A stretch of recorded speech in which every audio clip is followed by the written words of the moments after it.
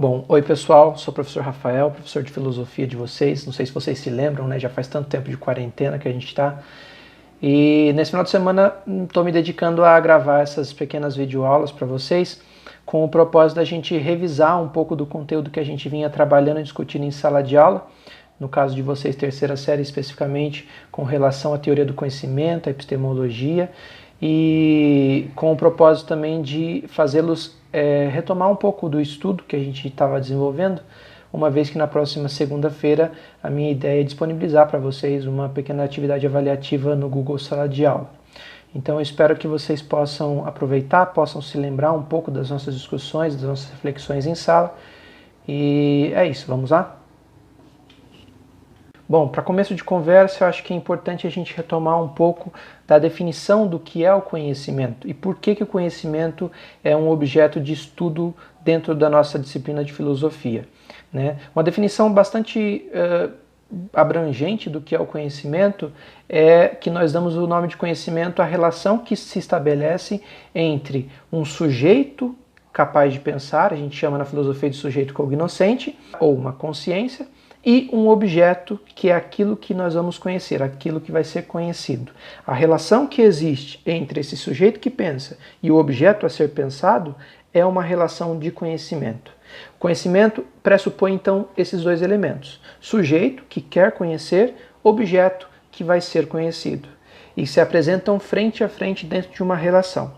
Como eu coloquei aí no slide para vocês, o sujeito, o indivíduo e o mundo ou o objeto a ser conhecido estabelecem uma relação. Frente a essa interação, tanto o sujeito que conhece quanto o objeto, né, vão ser afetados, certo? Da percepção do objeto ou que o sujeito constrói uma imagem ou representação do mesmo.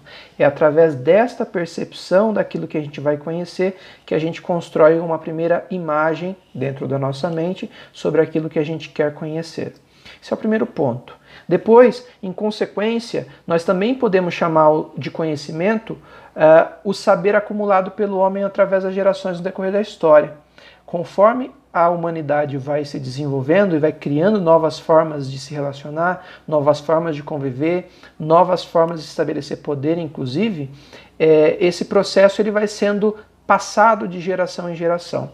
Essa transmissão de saberes a gente pode chamar de conhecimento também. Então, a gente pode deduzir daí que aquilo que hoje nós assumimos como conhecimento não é resultado apenas de um processo de relação nossa, enquanto seres históricos, e o mundo, mas sim é o resultado de um processo que nós e que aqueles que vieram antes da gente estabeleceu com o mundo enquanto objeto a ser conhecido. Nesse sentido, nós estamos tratando o conhecimento como um produto da relação entre sujeito e objeto. O produto que pode ser empregado e transmitido para aqueles que ainda não nasceram. Bom, e aí dentro dessa relação, nós podemos assumir duas formas de conhecimento. Aquilo que a gente pode chamar de conhecimento concreto, quando o sujeito estabelece uma relação com um objeto individual.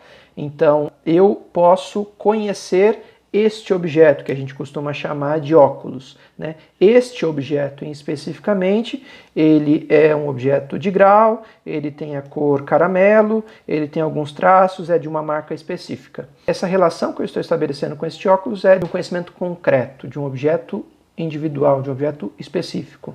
Agora, quando eu paro para refletir sobre a existência do óculos enquanto ideia, né, o que são óculos? Né? E aí eu posso pensar nos vários tipos de óculos, eu posso pensar nas várias cores de óculos possíveis, nos vários graus de óculos possíveis. Enfim, quando eu paro para pensar sobre o que é o óculos enquanto ideia, esse tipo de conhecimento a gente vai chamar de conhecimento abstrato, quando estabelece uma relação com o objeto geral, com o objeto universal.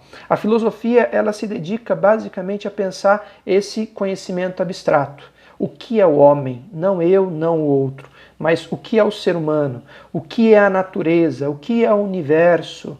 Né? Essas perguntas, elas são perguntas que pressupõem um conhecimento mais abstrato. Então, essa primeira distinção entre conhecimento abstrato e conhecimento concreto, eu acho que é importante da gente pensar. Depois, o conhecimento como construção de sentido. né? Há muitos modos de se conhecer o mundo, que dependem da postura do sujeito pensante em relação ao objeto a ser pensado. Todos esses modos buscam desvendar os segredos do mundo, atribuindo-lhe um sentido.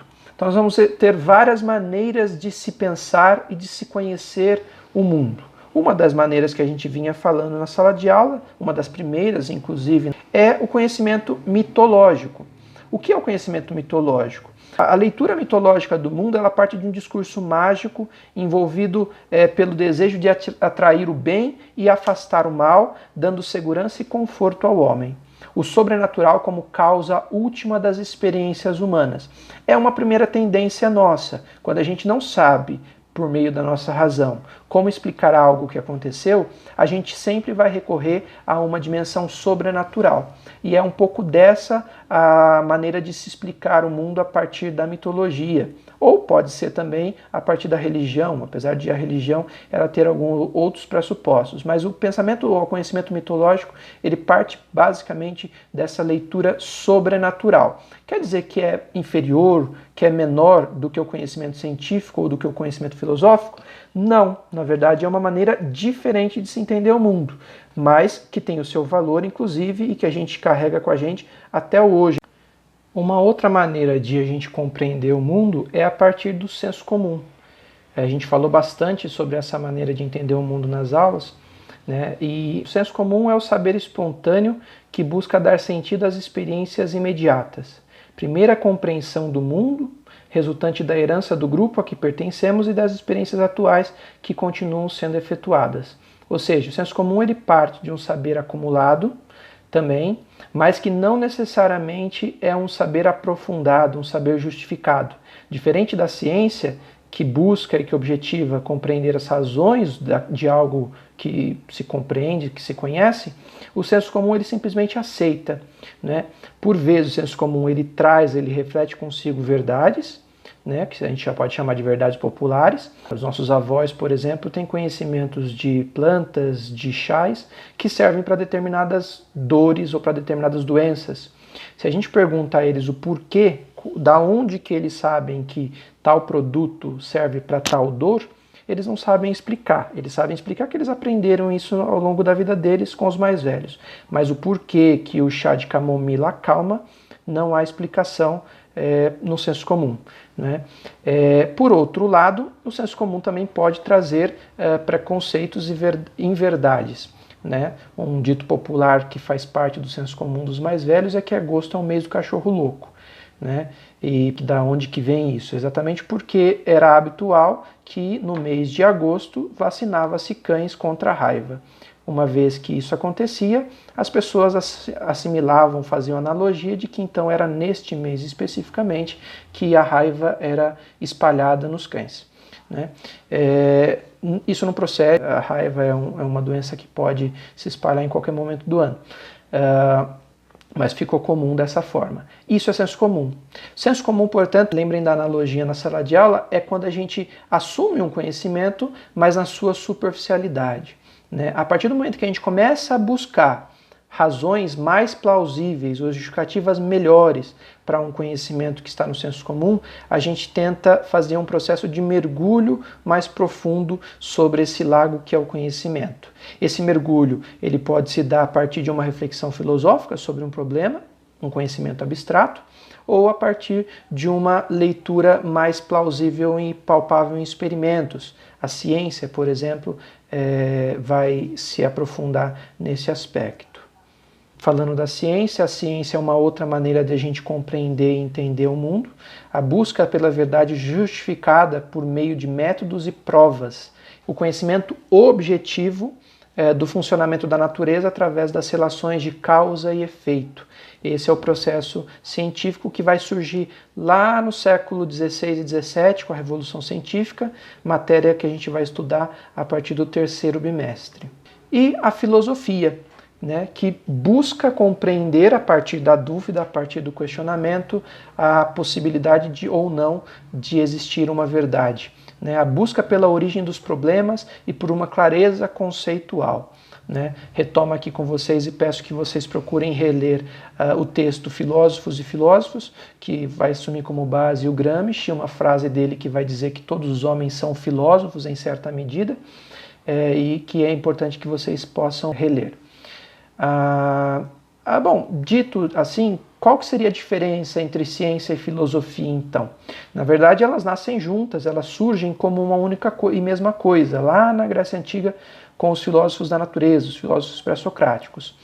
A diferença entre a filosofia e a ciência ela vai acontecer especificamente na própria Revolução Científica do século XVII. A partir daquele momento, parece que existe uma separação entre o que é o pensamento filosófico e o que é o pensamento científico. E a filosofia vai se dedicar agora a pensar de maneira crítica e a levantar dúvidas, inclusive sobre as afirmações e sobre as verdades científicas, né? E isso é importante por quê? Porque a ciência se desenvolve a partir de levantamentos de posições ou de dúvidas sobre as próprias verdades que ela assume. É a partir desse questionamento que a ciência busca novas descobertas. E a filosofia, então, ela vai se dedicar a partir de agora, a partir do século XVII, na verdade, a levantar essas dúvidas, inclusive sobre o conhecimento científico. Alguns conceitos importantes da gente relembrar ainda deste primeiro bimestre é a noção de ceticismo e dogmatismo, que estava lá também numa das perguntinhas da atividade que eu passei já para vocês, né? O que significa ser cético? Traduzindo na sua literalidade, significa investigar e questionar, tanto que não se reconhece a possibilidade de se chegar a um conhecimento absolutamente verdadeiro. A gente pode afirmar que existem graus de variação em relação a esse ceticismo. Existe um ceticismo mais radical, que vai assumir o ceticismo como um fim em si mesmo, ou seja, para o cético radical não há a possibilidade de uma verdade. E existe o ceticismo moderado, que vai assumir sim a possibilidade de se alcançar uma verdade, uma certeza, mas para se alcançar essa verdade, essa certeza, parte-se da dúvida. Isso é uma das características da filosofia. A filosofia em si, ela é cética, mas ela é cética na busca por uma verdade. Essa busca pela verdade passa por um processo de dúvida. Um grande expoente dessa reflexão é o René Descartes, que é um filósofo da Idade Moderna e que a gente vai estudar também no terceiro bimestre. Um outro conceito, que é o conceito de dogmatismo, significa assumir que por meio da razão, do pensamento, é sim possível chegar a verdades inquestionáveis, verdades indubitáveis. O dogmático, então, ele acredita sim na possibilidade de se alcançar uma verdade, uma certeza. A religião, em certa medida, tende a ser dogmática, as religiões, na verdade, né? Da mesma forma como um ateu também é dogmático, porque para o ateu, Deus não existe. Afirmar que Deus não existe é uma certeza para o ateu, portanto ele é dogmático. Assim como o cristão é dogmático quando afirma que Deus existe, né? O meio do caminho, a dúvida possível entre Deus existir ou não existir, faz parte do cético e não do dogmático. Bom, no slide eu coloquei para vocês um texto que depois eu quero que vocês leiam, explorando um pouco melhor sobre esses conceitos de ceticismo e dogmatismo. É um texto da professora Maria Lúcia Aranha, que eu tirei do livro Temas de Filosofia. Avançando ainda um pouco, a noção de pragmatismo e criticismo. O pragmático quer dizer a validade de algo é determinada e medida pelo seu bom êxito prático. O pensamento não nos serve para buscar a verdade. Isso é perda de tempo para o pragmático, mas sim para nos orientar na realidade. O conhecimento válido para o pragmático é o conhecimento que me permite viver melhor na minha vida prática. Não é um conhecimento que me propõe apenas uma reflexão, né, mas que me ajuda e me orienta na minha vida prática. E o criticismo, que é a impossibilidade de se conhecer as coisas como elas são em si mesmas, na totalidade delas. Nós conhecemos, na verdade, os fenômenos, a maneira como as coisas se mostram para a gente, mas não a totalidade delas. O nome que marca essa corrente filosófica do criticismo é o Immanuel Kant. A gente já estudou um pouco do Kant na segunda série, quando a gente falou de ética, mas a partir desse terceiro ano a gente vai estudar Kant a partir do que ele entendia pelo conhecimento. O conhecimento para o Kant é limitado às nossas faculdades. Nós conhecemos as coisas como elas se mostram, como elas se apresentam para a gente, mas não a maneira como as coisas são na totalidade delas. A gente vai explorar isso melhor nos próximos bimestres, não agora, mas apenas para vocês terem uma noção. Como expoente então do pragmatismo, eu coloquei aí o Charles Sanders Peirce, um inglês que nasceu em 1839, e como expoente do criticismo, o próprio Immanuel Kant, que nasceu em 1724. É um filósofo iluminista, portanto, que antecedeu um pouco e que vivenciou as situações da Revolução Francesa. Para avançar e para concluir, a gente problematizou em sala de aula um pouco da nossa noção de realidade, né? O que é real e o que é verdadeiro. De que maneira podemos aprender sobre a realidade? O que nos faz pensar que tudo que nós vemos é a realidade? Qual a garantia de que a realidade não seja um sonho? Geralmente a gente considera o conhecimento um ato da razão, pelo qual encadeamos ideias e juízos para chegarmos a uma conclusão. Essas etapas compõem o nosso raciocínio. No entanto, conhecemos o real também pela intuição. Qual a diferença entre intuição e conhecimento discursivo? Dei uma definição aí. Intuição é um conhecimento imediato, sem intermediário. É como se fosse um insight, um tipo de pensamento direto. Por isso, a intuição ela é inexprimível. É difícil de dizer sobre ela. Como poderíamos explicar em palavras, por exemplo, a sensação do vermelho? Você vê o vermelho, você sabe que é vermelho, mas como traduzir em palavras essa sensação? Ou como dizer sobre a intensidade do meu amor ou do meu ódio? É também um tipo de conhecimento que não se demonstra. Nós sabemos que é amor, nós sabemos que é vermelho, nós conhecemos, mas nós não conseguimos exprimir. Esse é um conhecimento intuitivo.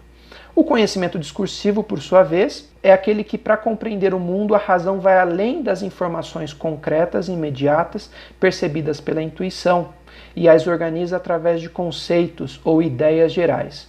Trata-se de um conhecimento mediato, que se dá por intermediação. De qual intermediação a gente está falando? Da palavra, da linguagem. O conhecimento discursivo, ao contrário da intuição, precisa da linguagem para ser traduzido. E a gente trabalha isso então a partir de conceitos. A filosofia, ela é uma ciência de conceitos. Ela não é algo, ela até pode ser algo que se sente de maneira intuitiva, mas um pouco do que o Gramsci chama de todos sermos filósofos é a partir dessa leitura de intuição. Mas, quando a gente vai para uma filosofia mais fundamentada, a gente está trabalhando com conceitos e, portanto, passa por um conhecimento discursivo. Bom, eu recomendo que vocês refaçam ou, se ainda não fizeram, façam pela primeira vez a leitura dos textos indicados. Eu recomendo aqui no livro de filosofia de vocês o capítulo 2 da unidade 1ª, Filosofia e Outras Formas de Pensar, das páginas 23 à página 33. E além disso, para quem tiver a possibilidade, que façam uma revisita aos vídeos que a gente já viu em sala de aula e que estão disponíveis no YouTube. O primeiro, o que é epistemologia, tá? O outro, o que é realidade, e por fim, Todos Somos Filósofos, que é um videozinho de um professor chamado Miguel Seguró, espanhol, mas eu acho que é possível de vocês compreenderem. No mais, podem também reler, e recomendo que releiam os textos que a gente usou em sala de aula, que eu disponibilizei no Google Sala de Aula, e é isso. Fiquem bem, fiquem em casa, estudem, não se esqueçam de cumprir o cronograma de estudos conforme o cronograma de postagens do Google Sala de Aulas, e até breve, não se desesperem. Abraços, tchau.